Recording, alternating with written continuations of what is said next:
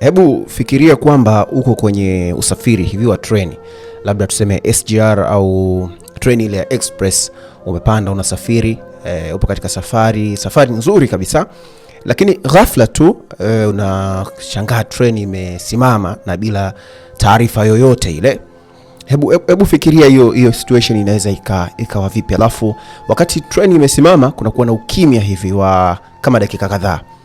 Sasa hii ni moja ya taswira ambayo inanirudisha mimi mpaka mwaka 2002 leo kwenye Kawabe TBT, na kurejesha mpaka June 24 mwaka 2002 ambapo kulitokea ajali kubwa sana ya treni ambayo imeitikisa Tanzania kwa miaka mingi na inatajwa kama moja ya ajali kubwa za treni zilizowahi kutokea hapa nyumbani Tanzania. Sasa karibu nikupitishe kwenye simulizi tufupi ya ajali ya treni hii.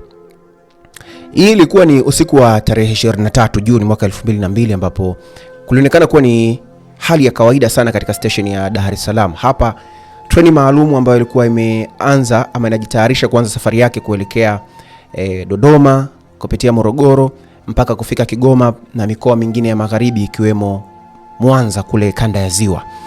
Na hapa ndugu mbalimbali walionekana wakikumbatiana, wengine walikuwa wamebeba mifuko ya nguo na wengine walikuwa wamebeba magunia makubwa sana, na ilionekana ni mizigo ya kibiashara.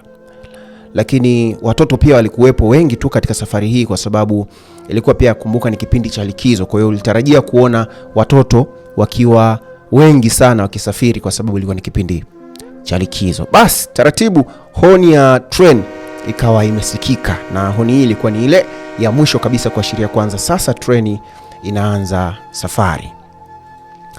Basi muda ukaendelea kuyoyoma. Ndani ya mabehewa kulikuwa kimya tu, lakini kuna baadhi ya mabehewa yalikuwa yakiendelea kupiga muziki, na wakati huo redio ilikuwa ikisikika, Radio Tanzania ilikuwa ikisikika kwenye treni hii. Sasa wengine walikuwa wamelala, lakini pia wengine walikuwa wakiendelea mazungumzo hapa na pale, huku wengine wakiwa wanachungulia madirishani, kuangalia kile ambacho kilikuwa kikiendelea nje ya treni hilo.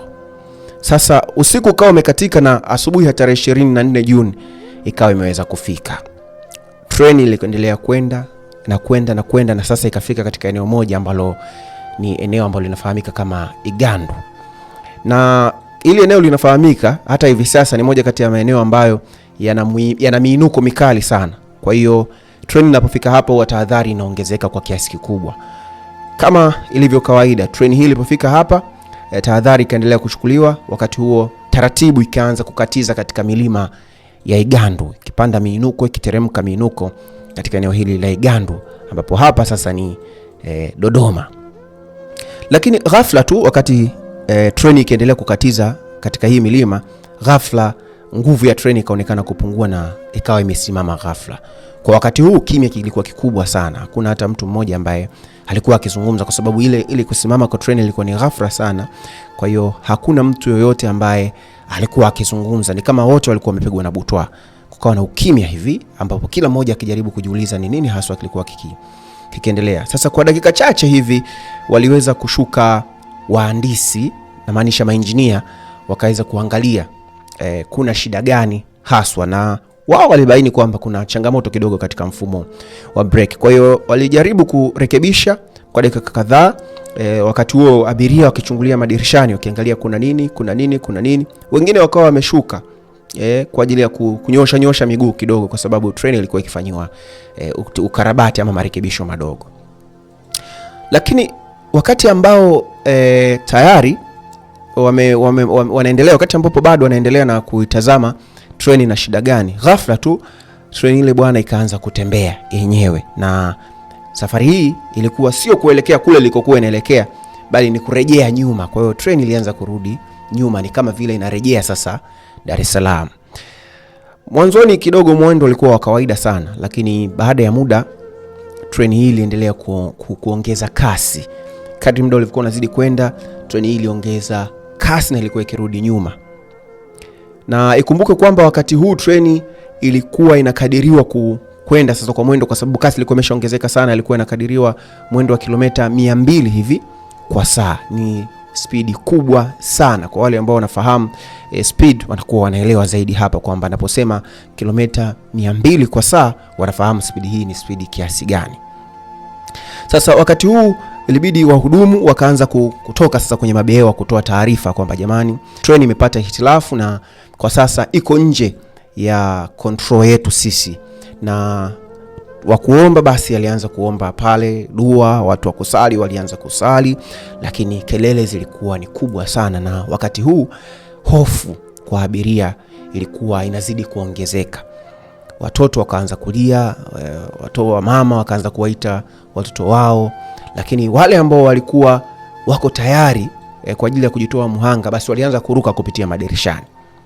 Sasa treni ilianza kushuka katika mteremko kwa kasi ambayo ilishindikana kabisa kudhibitiwa, na kelele za vyuma vikaanza kuongezeka maradufu na maradufu. Basi dakika moja ikapita, 5, 10, 20, 30, na hapa sasa ile safari ambayo wengi walikuwa wanaitumainia kwamba ni safari nzuri ya kuelekea Dodoma, Kigoma, Tabora, Mwanza, ghafla ikawa imebadilika na ikawa ni kama vile safari ya kuelekea kuzimu.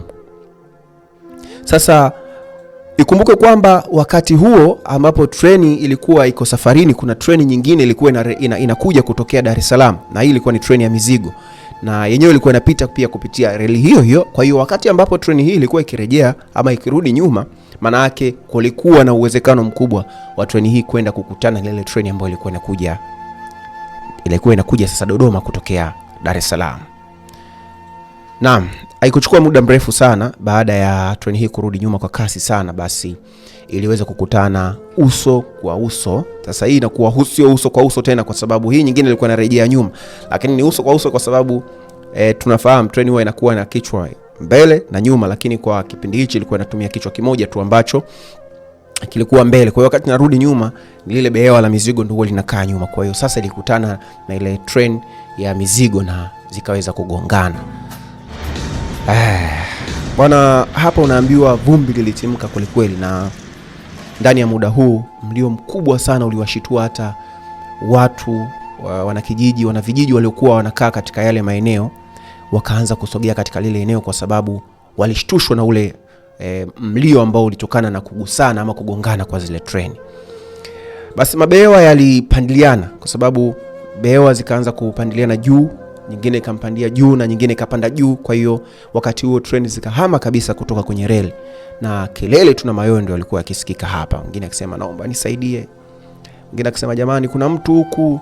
Wakianza wazazi pia walianza kutafuta watoto wao, mwanangu yuko wapi, mwanangu yuko wapi, na kelele kama hizo. Sasa watu ambao walikuwa wa kwanza kabisa kufika hapa walikuwa ni wale wananchi walikuwa wanakaa katika vijiji jirani, na bila hata kutumia vifaa maalum walianza kutoa msaada kwa kutumia mikono yao wenyewe. Walitumia na vifaa vya jadi ambavyo vilikuwa vinapatikana kwa wakati huu.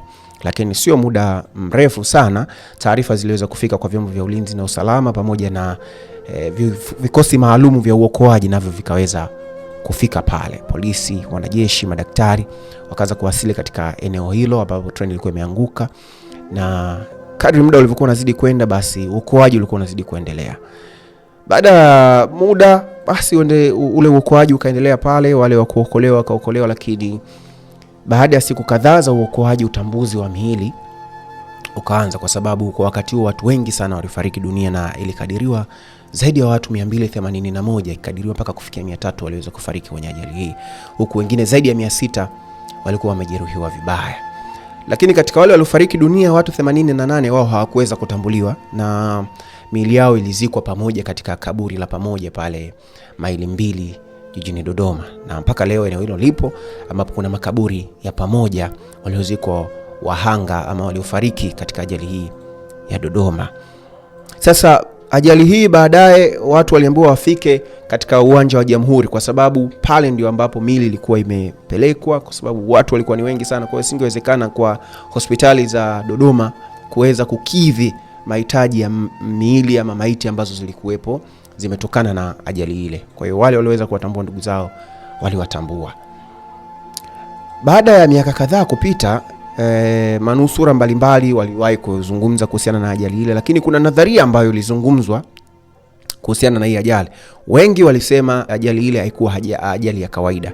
ila ilikuwa ni ajali ambayo imesababishwa na wafanyakazi wa shirika la reli inamaanisha. Kwa hiyo walitupia lawama, wengine walilaumu, wengine walisema wanataka kulipwa fidia na vitu vingine kama hivyo, lakini serikali baadaye ilitoka na kukanusha tuhuma hizo na kusema kwamba ile ilikuwa ni ajali ambayo ilitokana tu na hitilafu katika mfumo wa treni na baadaye ikasababisha kutokea kile ambacho kilikuwa kimetokea. Kwa hiyo hii ni historia fupi tu ya kile ambacho kimetokea ama kiliwahi kutokea katika ajali hii ya Dodoma ya mwaka 2002, na wenyewe wanakuambia ni kama vile Dodoma ililoana kwa damu, kwa sababu huzuni ilikuwa ni nchi nzima. Kila mmoja alikuwa anazungumza kuhusiana na ajali hii, na wale vijana na watoto nafikiri watakuwa wamepata sasa kujua nini ambacho kilitokea hasa katika ajali hii.